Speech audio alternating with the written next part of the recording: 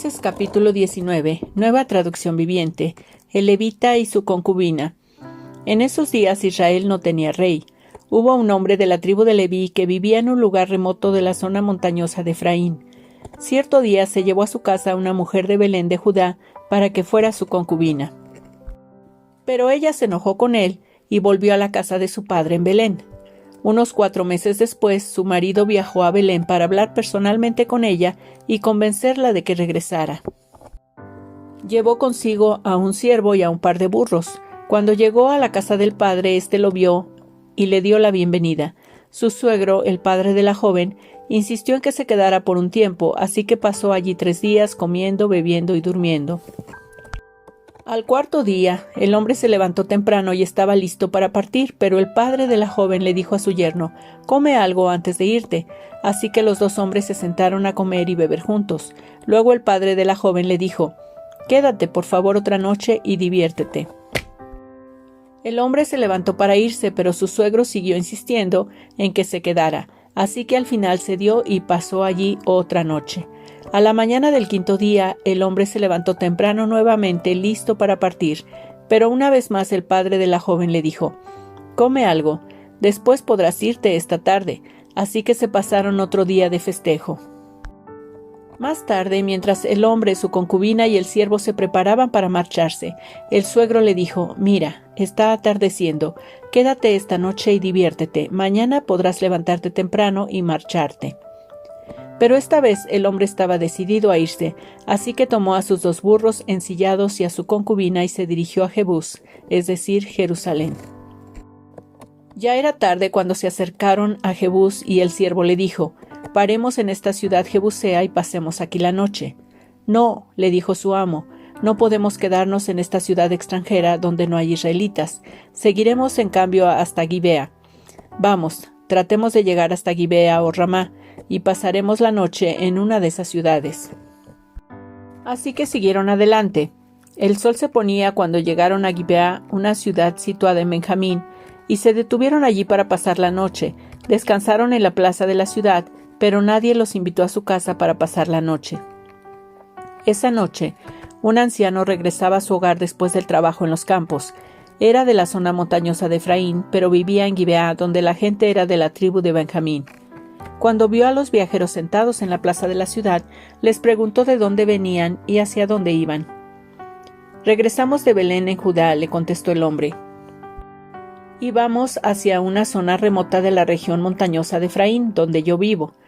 Viajé a Belén y ahora voy de regreso a mi hogar, pero nadie nos ha invitado a su casa para pasar la noche, aunque traemos todo lo que necesitamos. Tenemos paja y forraje para nuestros burros y bastante pan y vino para nosotros». «Serán bienvenidos en mi casa», les dijo el anciano. «Yo les daré todo lo que pudiera faltarles, pero no se les ocurra pasar la noche en la plaza». Entonces los llevó a su casa y dio alimento a los burros. Después de lavarse los pies, comieron y bebieron juntos. Mientras disfrutaban el momento, un grupo de alborotadores de la ciudad rodeó la casa. Comenzaron a golpear la puerta y a gritarle al anciano: «Saca al hombre que se hospeda contigo para que podamos tener sexo con él». Entonces el anciano salió para hablar con ellos. «No, hermanos míos, no hagan algo tan perverso, pues este hombre es huésped en mi casa y semejante acto sería vergonzoso.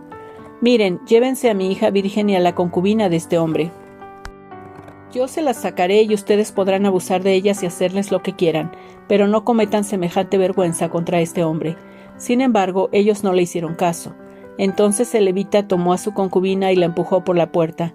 Los hombres de la ciudad abusaron de ella toda la noche, violándola uno por uno hasta la mañana. Finalmente, al amanecer, la soltaron. Cuando ya amanecía, la mujer regresó a la casa donde estaba hospedado su esposo y se desplomó en la puerta de la casa y permaneció allí hasta que hubo luz. Cuando su esposo abrió la puerta para salir, allí encontró a su concubina tirada, con las manos en el umbral. «Levántate, vamos», le dijo, pero no hubo respuesta. Entonces subió el cuerpo de la mujer a su burro y se la llevó a su casa. Cuando llegó a su casa, tomó un cuchillo y cortó el cuerpo de su concubina en 12 pedazos. Después envió un pedazo a cada tribu por todo el territorio de Israel. Todos los que lo veían exclamaban: «En todo este tiempo, desde que Israel salió de Egipto, nunca se había cometido un crimen tan horrible. Pensémoslo bien, ¿qué vamos a hacer? ¿Quién lo denunciará? Jueces capítulo 20. Guerra de Israel contra Benjamín.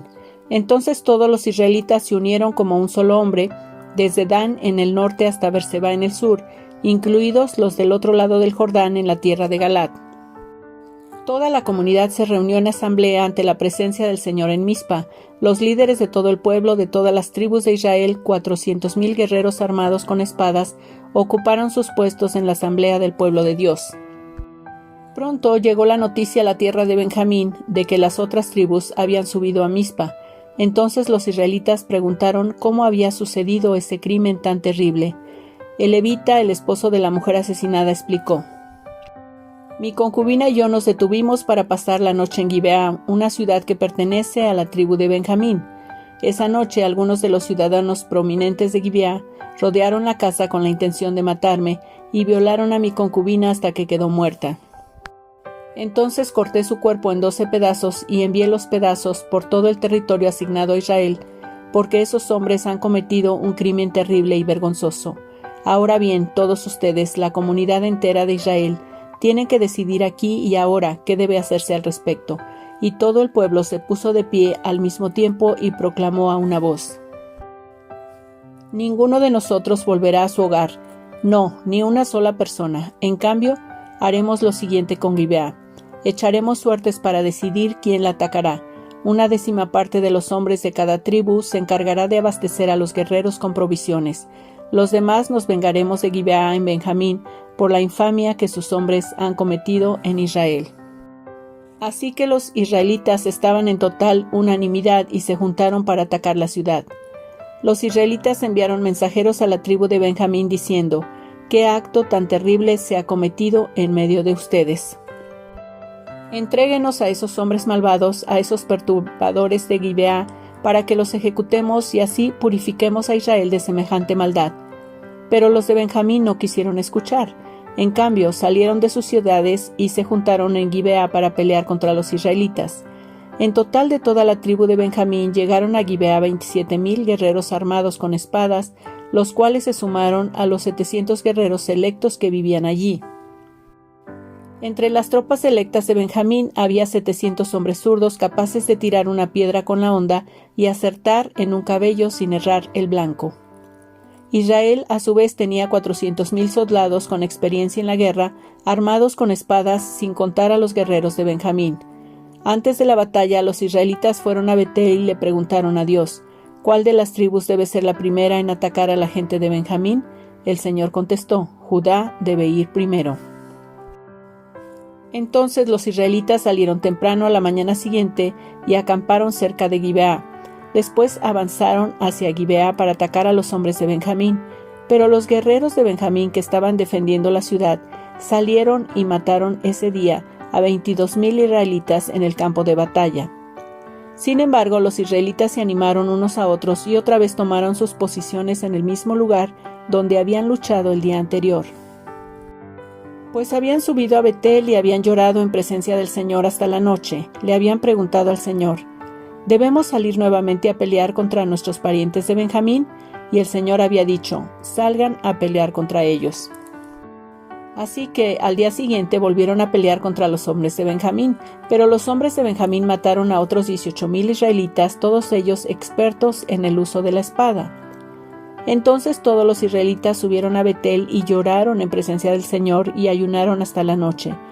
También le llevaron al Señor ofrendas quemadas y ofrendas de paz. Los israelitas fueron a buscar dirección del Señor.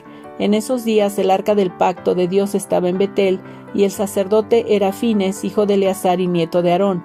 Los israelitas le preguntaron al Señor: ¿debemos volver a pelear contra nuestros parientes de Benjamín o debemos detenernos? El Señor dijo: vayan, mañana se los entregaré. Entonces los israelitas armaron una emboscada alrededor de Gibeá, salieron al tercer día y tomaron sus posiciones en los mismos lugares que antes. Cuando los hombres de Benjamín salieron a atacar, fueron alejados de la ciudad, y tal como habían hecho antes, comenzaron a matar a los israelitas.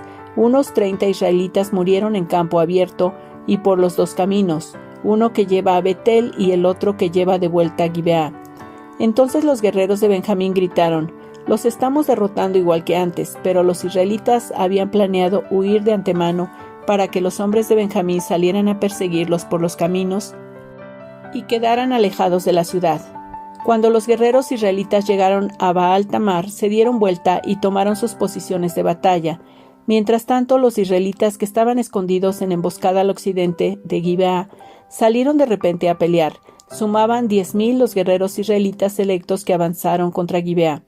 El enfrentamiento fue tan intenso que Benjamín no se dio cuenta del desastre que se avecinaba, y el Señor ayudó a Israel a derrotar a Benjamín, y ese día los israelitas mataron a 25,100 guerreros de Benjamín, todos expertos en el manejo de la espada. Entonces los hombres de Benjamín se dieron cuenta de que estaban vencidos. Los israelitas habían retrocedido frente a los guerreros de Benjamín para que los que estaban escondidos en emboscada tuvieran más terreno para maniobrar contra Gibeá. Entonces los que estaban escondidos en los alrededores se lanzaron contra la ciudad y mataron a todos los habitantes. Habían acordado hacer una gran columna de humo desde la ciudad como señal. Cuando los israelitas vieron el humo, se dieron vuelta y atacaron a los guerreros de Benjamín. Para entonces los guerreros de Benjamín habían matado a unos 30 israelitas y gritaban: «Los estamos derrotando como en la primera batalla». Pero cuando los guerreros de Benjamín miraron hacia atrás y vieron el humo que se elevaba al cielo desde todos los rincones de la ciudad, los hombres de Israel giraron y los atacaron. En ese instante los hombres de Benjamín se aterrorizaron porque se dieron cuenta de que se les venía el desastre encima.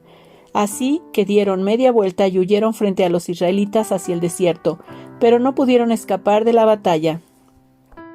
Y la gente que salió de las ciudades cercanas también pereció. Los israelitas cercaron a los hombres de Benjamín y los persiguieron sin tregua, hasta que por fin los alcanzaron al oriente de Gibeá. Ese día murieron en batalla 18,000 de los guerreros más fuertes de Benjamín. Los sobrevivientes huyeron al desierto hacia la roca de Rimón, pero Israel mató a 5,000 de ellos a lo largo del camino. Los israelitas continuaron persiguiéndolos hasta que mataron a otros 2,000 cerca de Gidón. Ese día la tribu de Benjamín perdió 25,000 guerreros fuertes armados con espada y quedaron solo 600 hombres, quienes escaparon a la roca de Rimón, donde vivieron durante 4 meses. Entonces los israelitas regresaron al territorio de Benjamín y en todas las ciudades masacraron a todo ser viviente, a la gente, a los animales y a todo lo que encontraron. También quemaron por completo todas las ciudades por las que pasaron. Jueces capítulo 21. Esposas para Benjamín. Los israelitas habían jurado en Mizpa: «Nunca daremos nuestras hijas en matrimonio a ningún hombre de la tribu de Benjamín». Entonces el pueblo de Israel fue a Betel y permaneció en presencia de Dios hasta la noche, llorando amargamente en voz alta. «Oh Señor, Dios de Israel», clamaban, «¿por qué ha sucedido esto en Israel? Ahora Israel ha perdido una de sus tribus». Temprano a la mañana siguiente, el pueblo construyó un altar y allí presentó sus ofrendas quemadas y ofrendas de paz. Entonces se preguntaron: ¿quién de entre las tribus de Israel no estuvo con nosotros en Mizpa cuando nos reunimos en asamblea en presencia del Señor? En esa ocasión habían hecho un juramento solemne ante el Señor de que matarían a todo el que se negara a presentarse. Los israelitas sintieron lástima por su hermano Benjamín y dijeron: «Hoy ha sido cortada una de las tribus de Israel. ¿Cómo podemos encontrar esposas para los pocos hombres que quedan, ya que hemos jurado por el Señor que no les daríamos nuestras hijas en matrimonio?» Así que preguntaron: ¿quién de entre las tribus de Israel no estuvo con nosotros en Mizpa cuando nos reunimos en asamblea en presencia del Señor? Y descubrieron que ninguno de Jabes de Galaad había asistido a la asamblea, pues luego de contar a todos los presentes no había nadie de Jabes de Galaad. Entonces la asamblea envió a 12,000 de sus mejores guerreros a Jabes de Galaad con órdenes de matar a todos los habitantes, entre ellos mujeres y niños. Lo que harán, les dijeron, es destruir por completo a todos los varones y a las mujeres que no sean vírgenes. Entre los habitantes de Jabes de Galaad encontraron a 400 muchachas vírgenes que nunca se habían acostado con un hombre y las llevaron al campamento en Silo, que está en la tierra de Canaán. Así que la asamblea de Israel envió una delegación de paz a los hombres que habían quedado de Benjamín y que estaban viviendo en la roca de Rimón. Entonces los hombres de Benjamín volvieron a sus hogares y recibieron como esposas a las 400 mujeres de Jabes de Galaad, a quienes se les había perdonado la vida, pero no hubo suficientes mujeres para todos los hombres.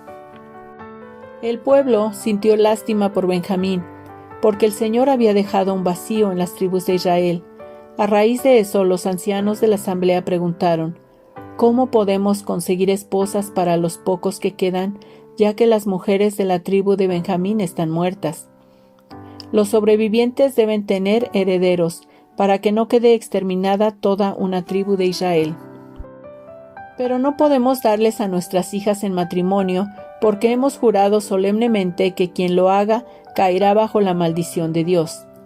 Entonces se acordaron del festival anual del Señor que se celebra en Silo, al sur de Lebona y al norte de Betel, por el lado oriente del camino que va de Betel a Siquem. Así que les dijeron a los hombres de Benjamín que aún necesitaban esposa: vayan y escóndanse en los viñedos. Cuando vean que las jóvenes de Silo salen a danzar, salgan corriendo de los viñedos, y entonces cada uno de ustedes llévese a una de ellas a la tierra de Benjamín para que sea su esposa.